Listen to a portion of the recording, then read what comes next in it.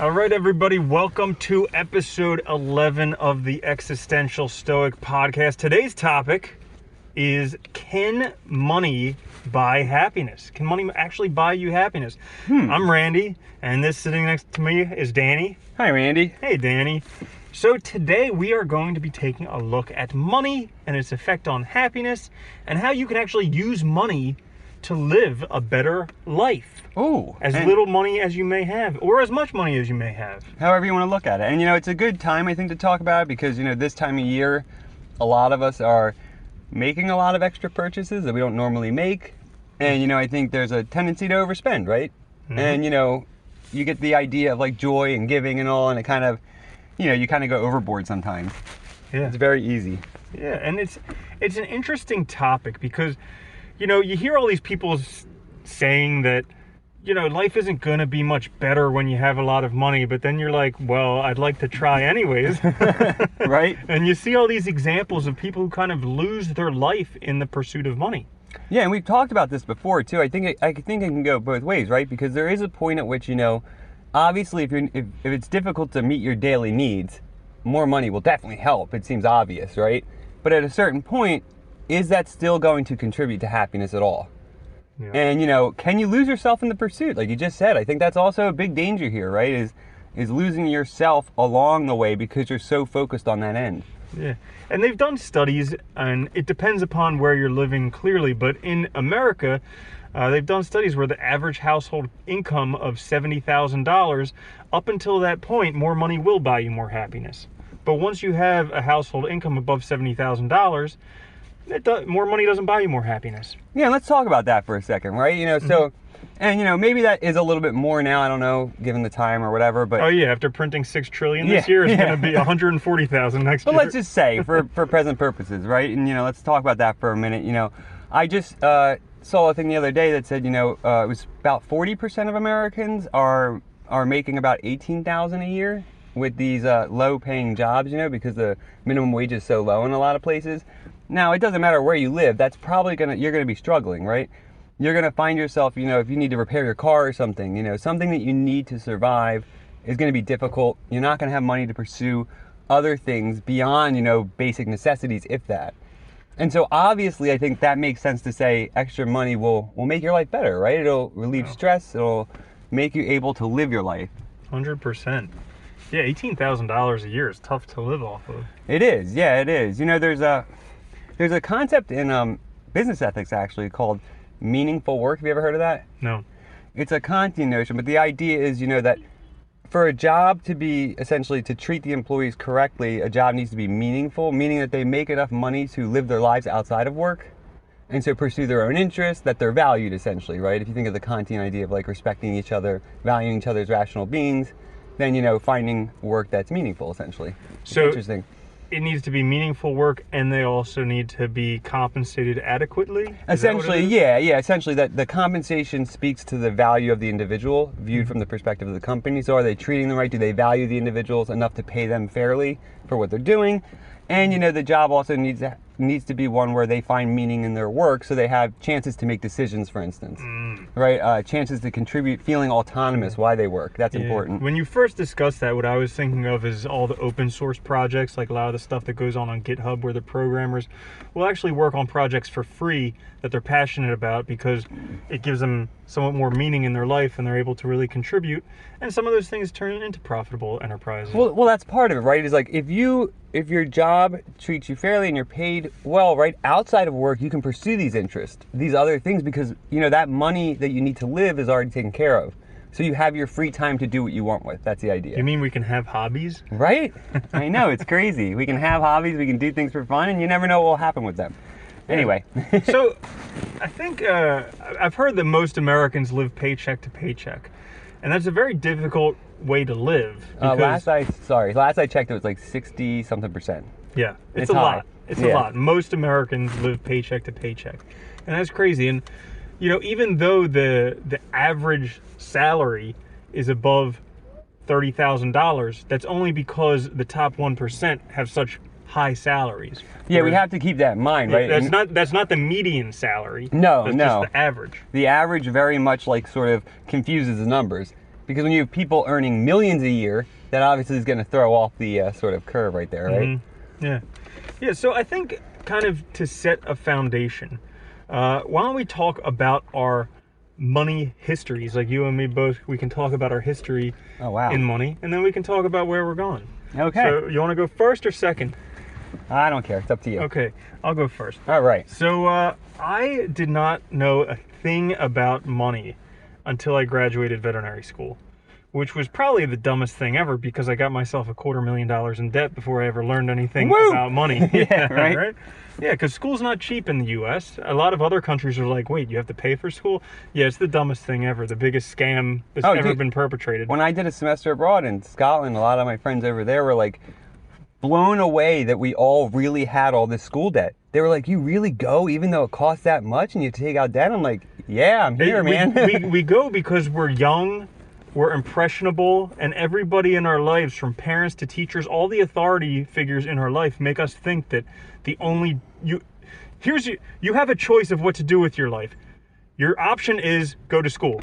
And, and that's it. And yeah, no, exactly. And right, they make it out to be like, you don't have value, you're not doing well unless you go. And not only that, but like, I remember graduating high school, and there were some friends of mine that went to community college. And they were thought of as lesser than because they went to community college. They chose the cheap option. Oh, yeah, especially back when we went to school. Absolutely, yeah. You had to go to a prestigious school, a name brand school.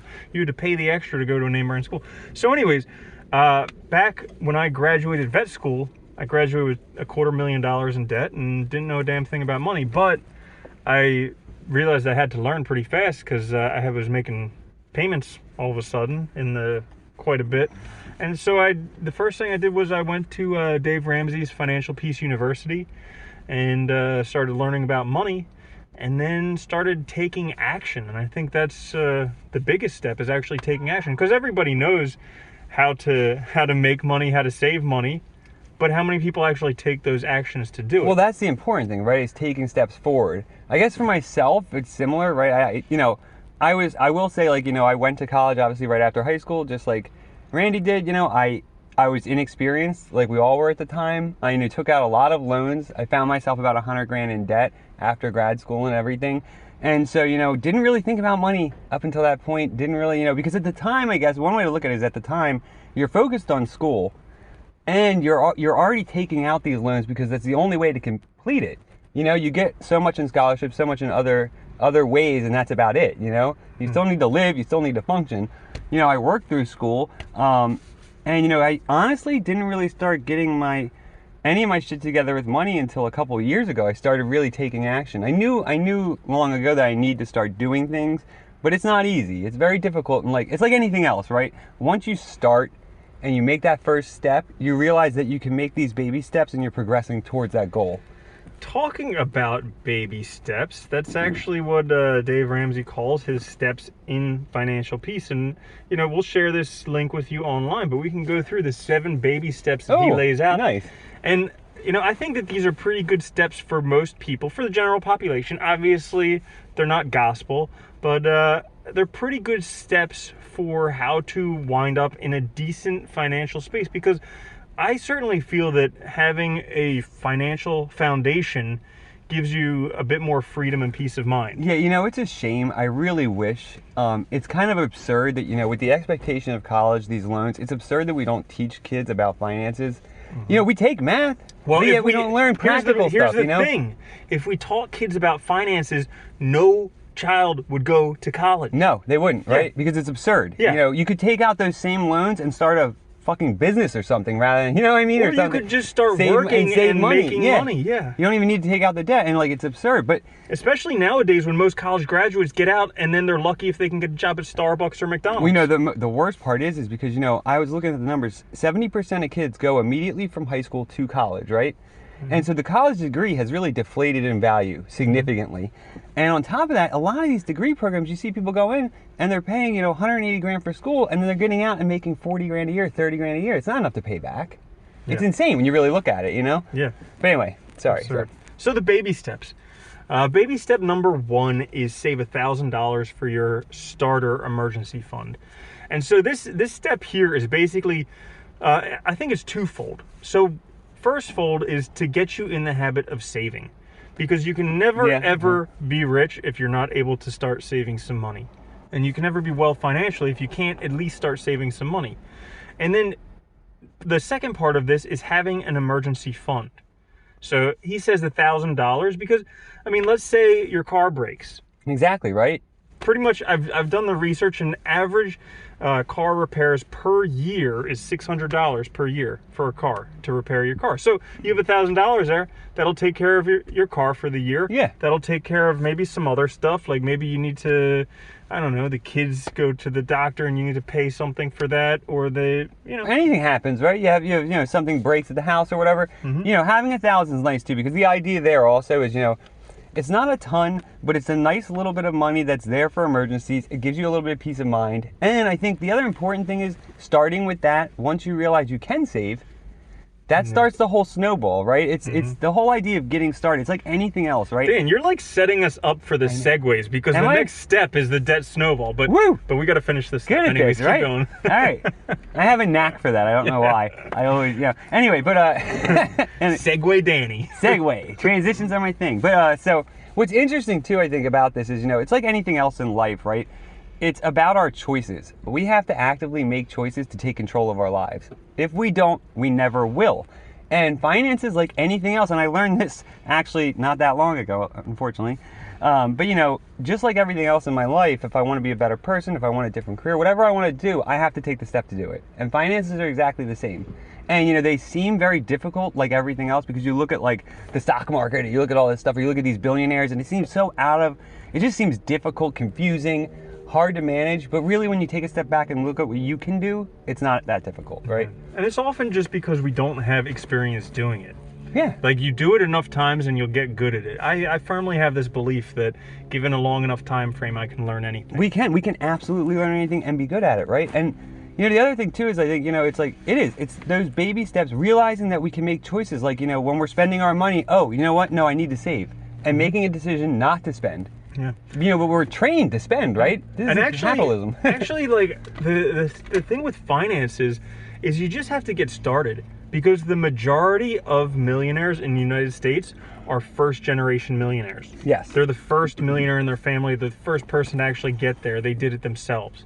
So kind of having the mind frame that you can actually do this, that you can change your future by changing the way you think and taking action now. Yeah, and the other important point that we've made, I think, time and time again on this show too, is, no matter what time in your life it is, if you start now, things will get better. Yeah. That's always, I think, something I tell myself all the time. It doesn't matter what I'm thinking about, because it just reminds you that everything does take time. But if I start now, my life will be better moving forward. And that's what's important, you know? Yeah. And I would say the last thing about the $1,000 emergency fund is it's less risky than the other option for emergencies, because a lot of people are taught, well, I'll just have a credit card for emergencies. Well, here's the thing. Credit cards are 20-some% interest. Yeah. And probably the biggest fallacy in mathematics and in the way humans think, especially with money, is we don't understand compound interest. No, a lot of people don't. Einstein, Warren Buffett, they've both said that compound interest is like the best thing that's ever been used, but it can be used for you or against you. Absolutely. And when it's used for you, it's great. But when it's used against you, it's a terrible, terrible thing. And basically, these large companies manipulate us and enslave us by just using compound interest against us. You become an indentured servant. Yeah. It's interesting. I will say, too, one of the dangers of a credit card also is, don't get me wrong, I think that it's always good to have something in case, but there is that temptation to use it.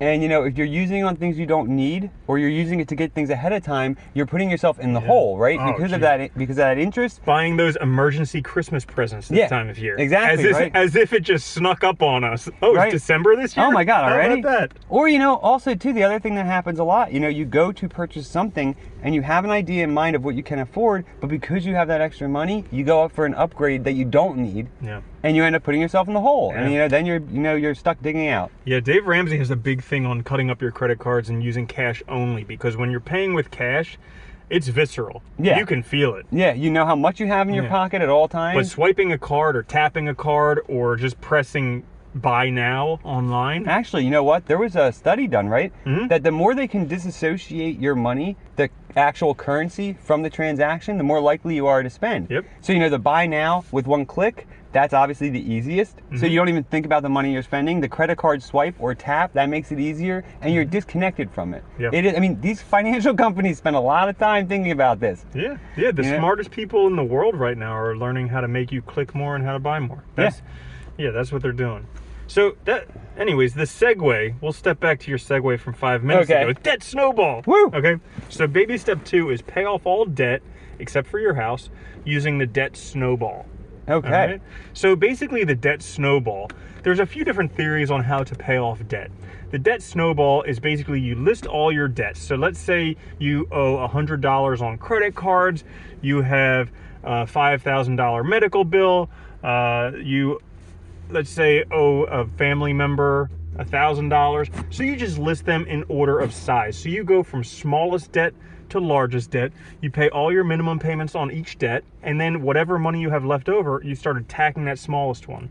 And then once you're done that one, you move on to the next biggest one and the next biggest one, and eventually it has this snowball pattern of doing it. Now that's one method. The other popular method is to go by interest rate, because Yes. we were talking about compound interest. It can either work for you or against you, and really, money is an emotional thing. As much as we think that it's rational, that we're rational beings, we wouldn't be in debt if we were rational. Exactly, right? Yeah, no, we wouldn't. We wouldn't at all. So it's clearly an emotional thing. And so I think Dave Ramsey's philosophy of going after the smallest one first is just so we can have small wins. It's so having, we can start winning immediately. There's been so many studies that have shown this, right? That's why, look at video games. All those small goals, all those small payoffs, they keep you playing and keep you engaged because it's fun, right? We like rewards. We like goal-oriented behavior. So if you can set yourself up for the smallest step, paying it off first, you realize, hey, I paid it off. Yeah. And then the other ones become easier and easier to manage. Every time you mention this thing about the small rewards in video games, I start thinking, is life actually just a big video game? Sometimes it feels like it, right? Yeah. Well, it's funny too, you also mentioned, right, like money's emotional. I think about this all the time, like what we just said about going to college. Everybody telling us that it was the right thing to do, that our value depended on it, that you internalize that. Mm-hmm. And you think, if I don't go, I'm not worthwhile, I'm not a good person, I'm not intelligent, whatever, right? You attach all these values to it, and so then the money seems actually worthwhile because your core value depends on it. And I think that's the problem. We do this with everything. I've seen people do it with shoes, with clothes, with cars, right? The idea that you need the best to show off or whatever, but really you're just setting yourself up to be in a bad situation. And the worst is spending money you don't have to impress people you don't like. Yeah, right? That's kind of like the worst. That's one form of hell. Yeah. Oh, God. Yeah. So step 1 was saving up for an emergency fund, a starter emergency fund. Step 2 was paying off all your debt. And step 2, he talks about how step 2 is generally the longest step in his... it's going to take time. Yeah, it is. But, he found on average, I think it was only a few years. Most people were able to pay off all their debt within a few years. Well, what's funny? Here's the other thing. When you start thinking about it, and we mentioned this too, but, I had mentioned during the COVID shutdown, they did a study and found that the average person saved $2,000 during that time just not going to Starbucks and not going to coffee shops. So think about that, right? That's $2,000. That's a lot of money. So when you really look at it, you start to make these small changes in your life, and it just starts progressing forward, right? And before you know it, things will start happening, and you'll feel more positive about this whole endeavor. Yeah. And this isn't one of the baby steps, but this is my addendum, and this is something that he talks about a lot in his Financial Peace University. I would say this is either 1A or 2A. It's live intentionally with your money. So I like that. Yeah. And what that means is budget your money. Before you get your money, figure out where it's going to go. Because if you don't, your money will go, and then you'll say, ooh, where did it go? Yeah, you won't have any idea, right? Because, think about it. Everything in our society is an economy, right? Mm-hmm. Everything we do. You look at, like, another good thing I hear a lot of people do, and I've looked into this myself. You look at your monthly payments for services. How many do you actually use? Even if it's $5 a month for streaming or something, do you really need it? Do you actually use it? And when you look at that kind of stuff and really look at where your money's going, we often forget about these things because they're monthly, they come out. The subscriptions are easy to forget about. And they know that. That's why all these companies are switching to streaming services. Like, for instance, Microsoft Office Suite. Or Adobe, it used to right? be, Yeah. it used to be where you would pay for it, and then when you felt your stuff was outdated, you would have to buy it again. Yeah, but you owned it, right? You didn't have to, yeah. But they realize they can make so much more money with these subscription services because you're paying every single month. It helps with their monthly cash flow, and you're so unlikely to unsubscribe. Like, they've found that subscriptions less than $20, you are so unlikely to unsubscribe because it's more of a hassle for you to go through the unsubscribe process than to just be like, okay, whatever, I use it occasionally. Yeah, and you know what the problem is, I think, for a lot of us? We think about that unsubscribe process and we think, oh, it's only $19.99, but it's not, because it's $19.99 a month. Yeah. And we make that mistake all the time, when in fact it's really, if you think about it, $240 a year. And when you think of it in those terms, I think it makes a lot more sense. Yep. You know, and once they also get you hooked on, and once they get you caught in these subscriptions, even if you use it a little bit, you're way less likely to even, get rid of it, or look at other options that are free. Yep. So with living intentionally with your money, search Dave Ramsey monthly cash flow plan, and there is a very nice budget that you can download and print out. And I do this every 2 weeks. Every paycheck I get, I write the starting number up top, and then I subtract out every expense, and I get to zero at the very end, and I know that I've spent all my money. And I include money for me to spend, for savings, for food, but I also include money that I invest. And I include all of, whatever bills I may have to pay. All that stuff is on there, and then I know exactly where my money is going. And furthermore, what I also do, they say that what gets measured gets managed. And I've found that ever since I started writing down every dollar I spend, that I have, number one, I don't spend as much. You're aware of it. Because it's a pain to actually write down every single thing you spend. But number two, I'm also very aware of where my money is going. Well, I think this is important, right? Is that, like you said, intentional, right? Understanding that you're making choices when you spend money, not treating it, just as something you do that's part of life.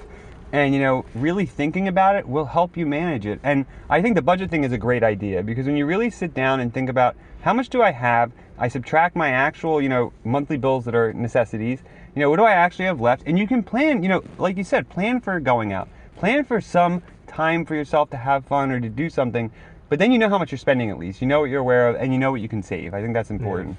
Yeah. And I think those are kind of the two most important steps in the baby steps, because those two steps is where most people are stuck. Oh, absolutely. Once you get past those two steps, you're pretty much set.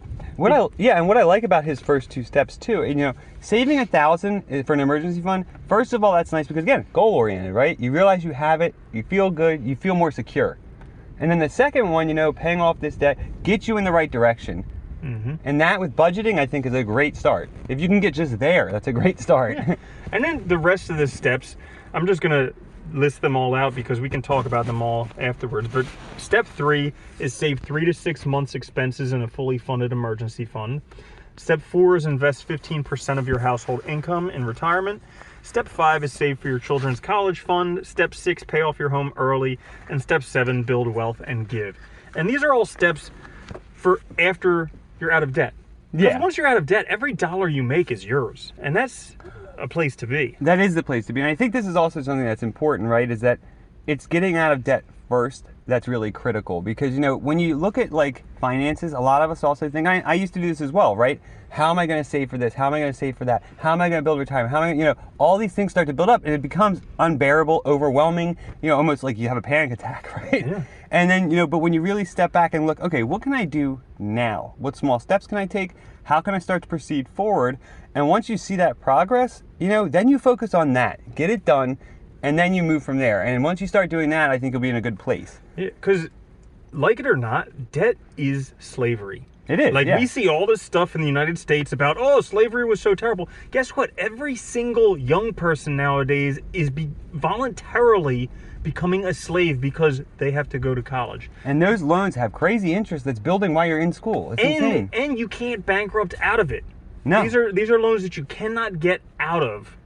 This is the newest form of slavery, and it doesn't matter whether you're white, black, Asian, whatever, even Eskimo, everyone who goes to college and takes out student loans is becoming a slave voluntarily. And that cost keeps going up and up and up. Yeah, because the cost of school is going up at a significant clip, whereas average salaries are just barely budging up. And its value has plummeted. Oh, I mean, really, totally. you look back, to like the 1970s and stuff, when those individuals went to school, not only could they basically pay for it by working part-time, they got out and that degree was worth a ton because so few people, I think it was like 12 or 20% maybe were going.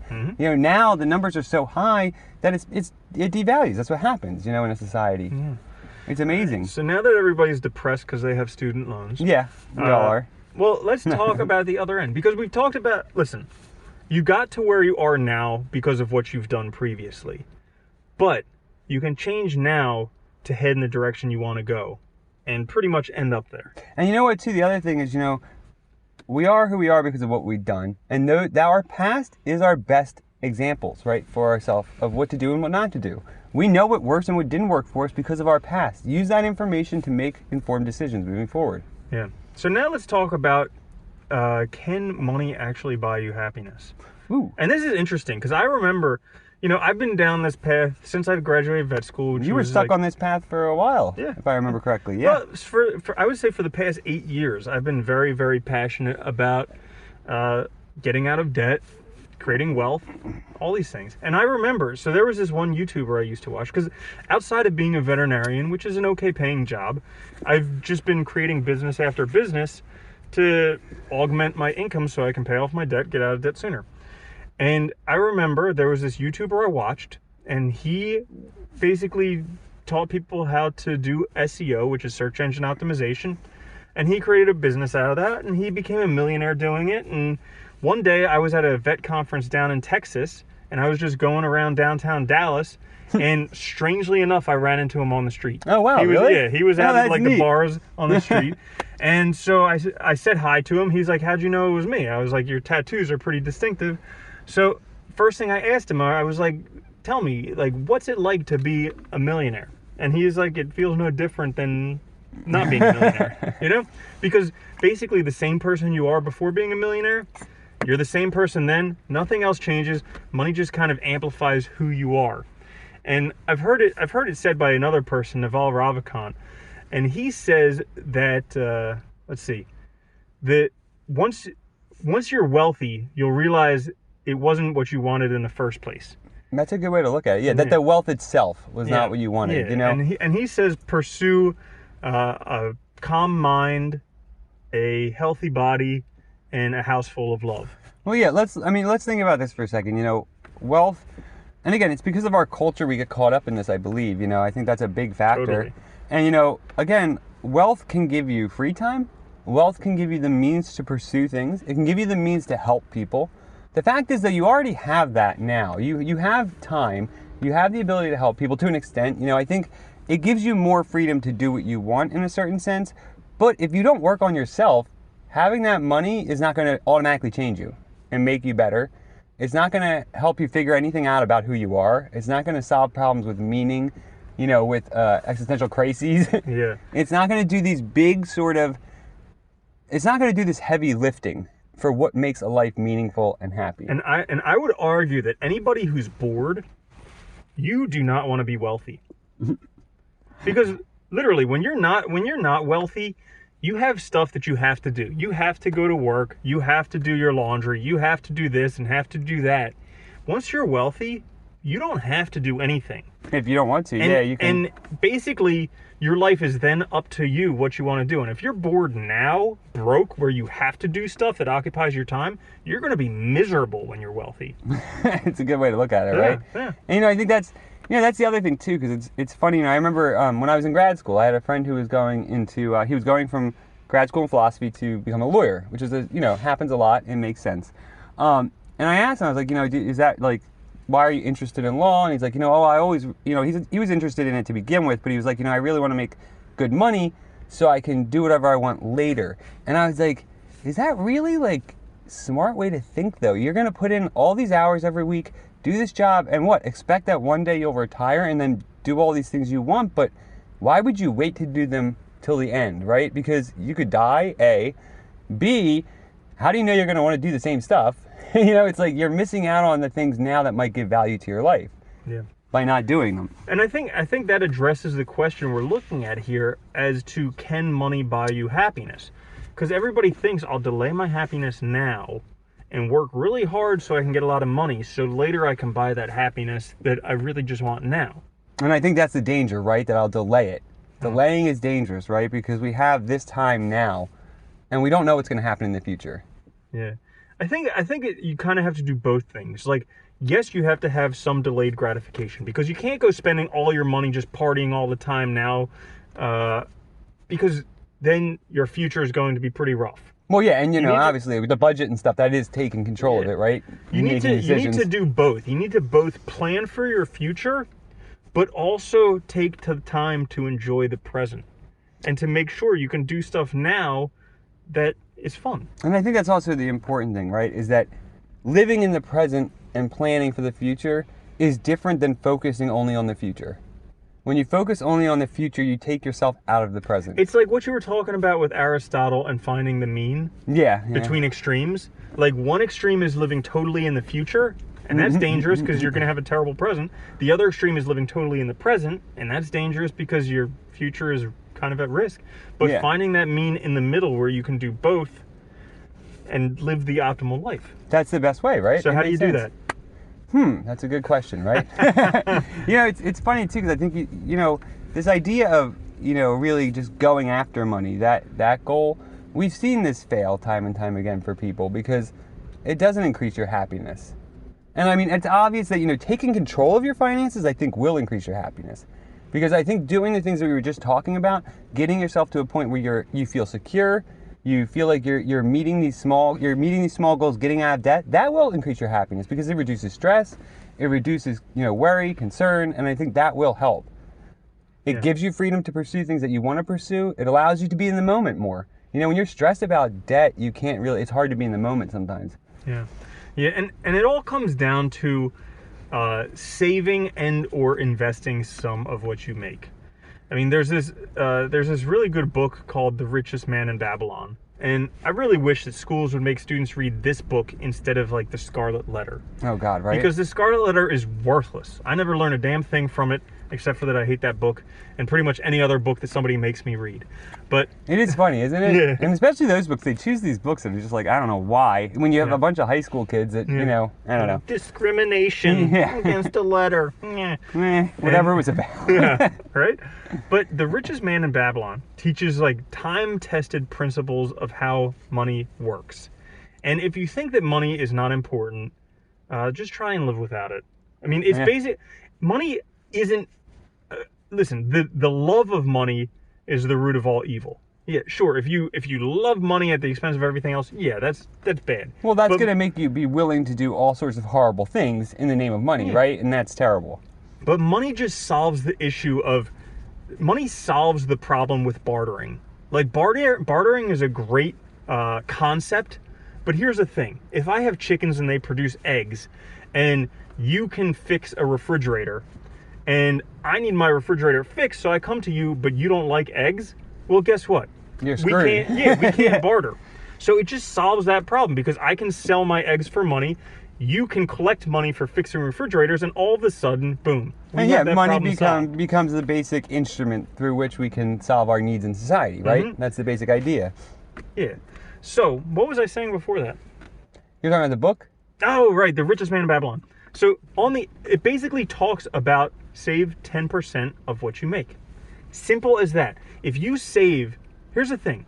If you save 10% of what you make, you are guaranteed to be rich. 100% of the time. This isn't a lottery ticket. No. This isn't a 1 in 10 million chance. This is 100% chance you will be rich.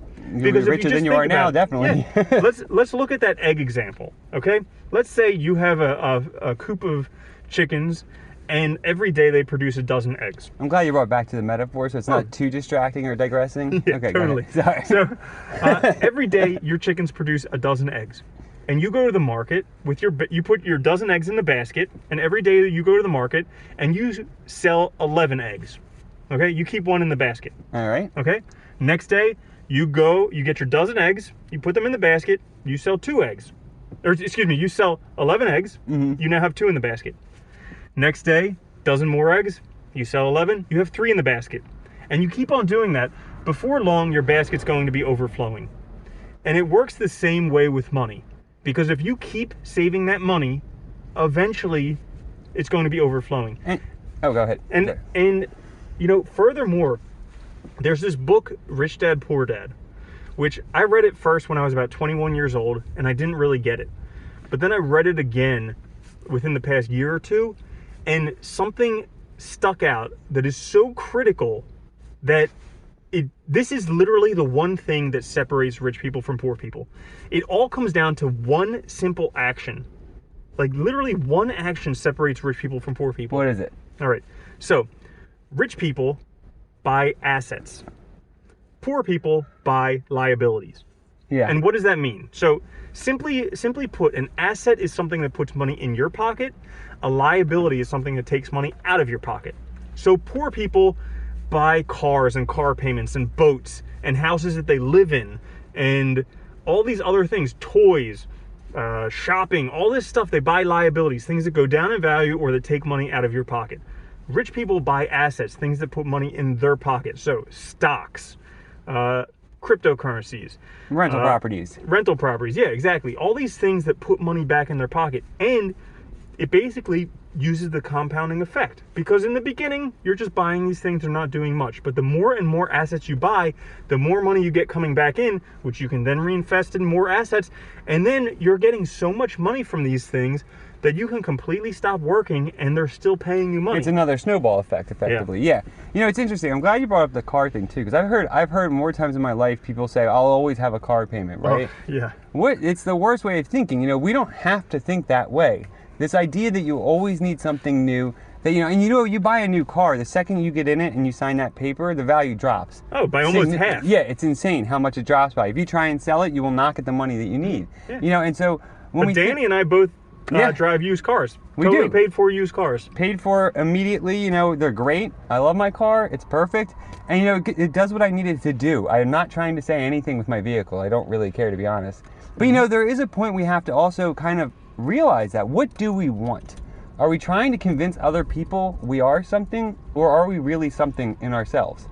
You know, do we really have sort of a sense of who we are and what we want and what we want to be? And I think that the 10% thing is such a great idea because, you know, when you really look at your finances and you really start to budget and you look at how much you're spending and what you're spending it on, it's pretty easy to find ways to save here and there throughout the day. You have to make sacrifices, yes, but I think that's part of it, right? Is making decisions. Do I want this thing? Do I want this extra cup of coffee now from Starbucks, or do I want to feel secure and have a better future? I mean, that's kind of like the decisions you have to make, right? Because you could buy a cup of coffee at you could buy a latte at Starbucks, cost you $5, or you could go buy a canister of coffee at the store, and that's coffee for you for a month. Yeah, right. You know, that same $5. And you know, this is the important thing, right? Because making these decisions is also empowering you to make decisions about how do I want to live. Because I think that, you know, we also forget that when you budget, part of budgeting is also saying, you know what, this is really important to me. You know, going to my child's wedding or whatever, or, you know, doing this extra special thing is important and adds value to my life. It's worth the money, right? Because the money is inconsequential to the value I get. But like the Starbucks coffee, things like that, right? You know, is that really worth it to me? Do I really need it? Or is there another way I can satisfy the same basic end and need without having to spend all the money? And how can I sort of do that throughout my day? There's so many ways, actually. It's insane. Yeah, that's the thing we talk about over and over again on this podcast is living intentionally. Yeah. And, you know, living the life you want to live intentionally is very important for your happiness, your well-being, but also kind of realizing your potential. And you can do that in your life, but you also need to do that in your finances because, like it or not, your finances are your life. They are, yeah. There's a book called Your Money or Your Life, and it basically talks about looking at your money as fragments of your life.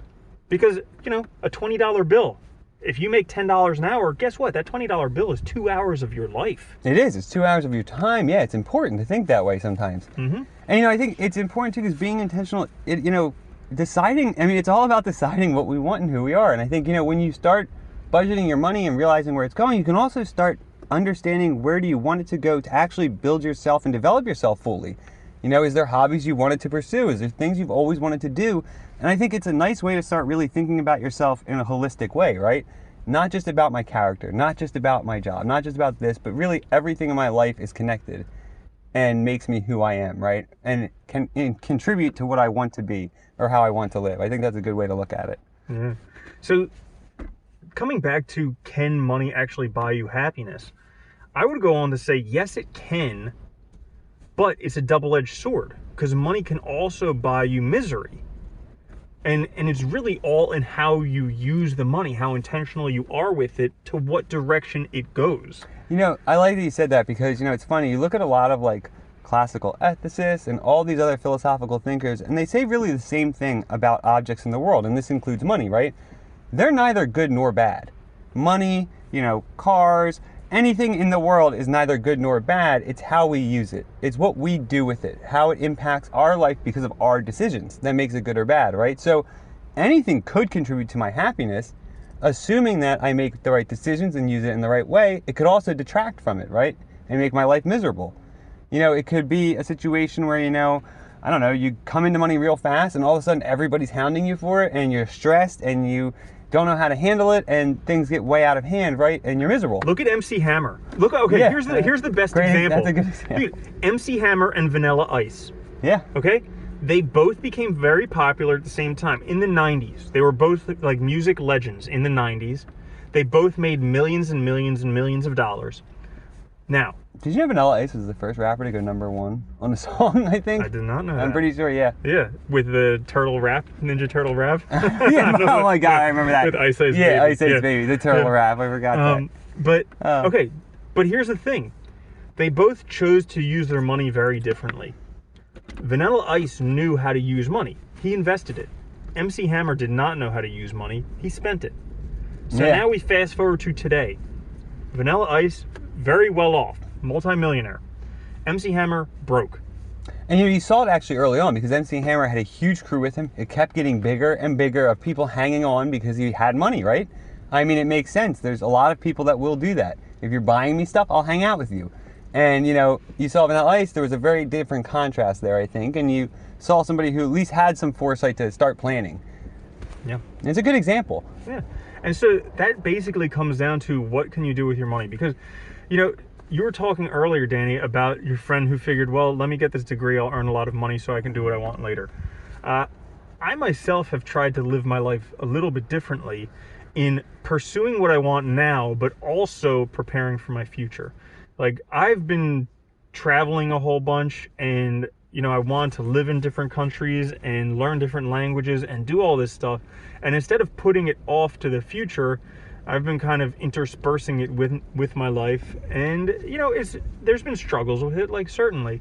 I had to move back to the States right now just because the income that I had disappeared, and I was living in another country, and I didn't want to spend my assets. So, yeah, it makes sense, right? And I think that's it, right? You have to make choices relevant to you in the time that you're living, and you have to have an idea of what you want and who you are. I think this is what's hard for a lot of people, is that, to the extent that money can contribute to our happiness, it also requires, in a sense, knowing who we are and starting to make active decisions and taking responsibility for ourselves. But this is one of the things that we all struggle with. So it's like, it's difficult because we find this difficult, right? And once we start to work on ourselves, whether it's with if you start with your finances first, great. I think you'll realize that you'll start being more accountable in all areas of your life, because you realize the impact of saying yes and no. You realize the impact of saying, this is something I'm going to put myself into, right? This is how I'm going to define myself. And I think it's a huge step. I think it works really well. And I think you can realize this whether you start with your character, whether you start with finances, whatever, but you'll realize the same sort of end, I think. It's that microcosm, macrocosm thing. Yeah. Where everything is a reflection of something else. And I look at it, with working on my budget. The first time I ever did a budget, it was terrible. The second time I did a budget, it was terrible. The third, fourth, fifth time, it was terrible. But then after doing it often enough, I got to a point where now it's pretty much effortless. And it's the same thing with everything I do in my life. The first time I tried to find direction for my life, and the first time I tried to actually do what I wanted to do with my life, I was terrible. and the second time terrible, the third time terrible. But eventually I got to the spot where, hey, you know what? I just realized that I'm going to, anything worth doing in life is worth doing terribly until you can get good at it. Yeah, and that's a great point, is that, everything literally in our lives, we get better at the more we do. And, this is the idea of baby steps, right? It's being willing. Look, a lot of times, we've talked about this before. Was that a throwback to the baby steps yeah, we it talked was. about earlier? Absolutely. Yeah. Now, so we talked about this before where, it is scary a lot of times, the unknown, not knowing what a situation would be like. And we choose what's comfortable and familiar, even though it's something we don't like or we're unhappy, right? Making that little step forward, it will be difficult, there will be struggle, but it always gets easier with time, no matter what it is. If it's a new job, if it's a new skill, if it's, finances and budgeting, whatever it is, you will get better over time and it becomes a part of your life and easy. And the nice thing about that is it takes less and less time, but it contributes more and more. And I think that's one of the great payoffs, right? It's just like when you get great at doing something, anything, a skill, a hobby, a job, that job becomes second nature, easy, and it takes up less of your time, you have more free time, and essentially you start to make more per hour because you're spending less time, on the work. And I think that's how everything is in life, really, when we look at it. That's why experience is so great. It is. Mm-hmm. And so, and they say that judgment comes from experience comes from bad judgment, something like that. Where you need to make mistakes in order to learn from it, to do it right. And so I guess now we should talk about how people can really get started creating their ideal life by creating their finances. Oh, this is a good idea, yeah. Yeah. I think one thing I would say for myself, and this is true for me, one of the first things to do is just recognize that you need to do it. I think that was, one thing I denied it for. I think, I'll say going back years, I was struggling with the student loan thing, with the debt, I was struggling with other debt, and I was kind of trying to just ignore it because, that at the time was easier in the moment. And it was when I first recognized that, I can't keep doing this, I need to start really focusing on making decisions and planning, that I actually felt better. Because for once, I started to take command of the situation rather than letting it overwhelm me, right? It's funny that you mentioned that, because I had the same type of experience where I was kind of running from my student loan debt for a while. Yeah, absolutely, right. And it got to a point where one of my friends said to me, he's like, "You're really shitty with money. You're terrible with it." And it offended me. And it caused me to actually, and it's good because this is someone who I trusted, who was actually giving me very good feedback that I was terrible with money. And sometimes you need to say it in a shocking way, right? Yeah. Yeah, we all, dude, I was terrible with money too. In a certain sense, I'm working on it. Mm-hmm. And it's okay to be working on it. That's great, right? Because then you're doing something. Mm-hmm. But we run from it though. We do, we really do. Yeah, so really, I would be, I guess, bold enough to say that if your money's not working for you, you're terrible with money. Yeah. Yeah. Honestly, if you haven't even thought about it or made the step forward, I would say you're terrible with it, right? You need to acknowledge it and start. Mm-hmm. And so I would say there are two things for everyone to do out there to get started. And basically, the first thing is figure out your net worth, your starting point. Figure out all the money you have, and all the money you owe, and then subtract what you have from what you owe, and there's your net worth. And for a lot of people, it may be in the negative. I started in the negative. Absolutely. It's going to be probably, if you went to school and stuff and you're early on, it's going to probably be in the negative. Yeah, and that's okay. You have to start somewhere, but by figuring out where you are, it's no longer a theoretical concept. It's something solid. And if you put it down on paper, and you also put down on paper where you want to go, now all of a sudden you have 2 points, you can create a line. Oh, that's I'm glad you mentioned that, right? Because if it's about intentionality, it's about planning, it's about having an idea of what you're really looking at. And when it's all theoretical and you have no idea, or it's all just you're running from it and it's just an imaginary thing, you can't pin it down. You have no clue. So this is a nice way to say, it's a great way to look at it by taking responsibility for yourself. Yep. So that's the first part, is figure out your net worth. The second part is start writing down all the money you spend. Don't start a budget. Budgets are too hard. They're too complicated. they're really tough for a lot of people. Just start writing down all the money you spend. You go buy a coffee at Starbucks, $2.61 for a coffee. You go fill up your car with gas, $30.75 for gas. Every time you spend money, be it on a credit card, over the internet, or dollar bills, write it down.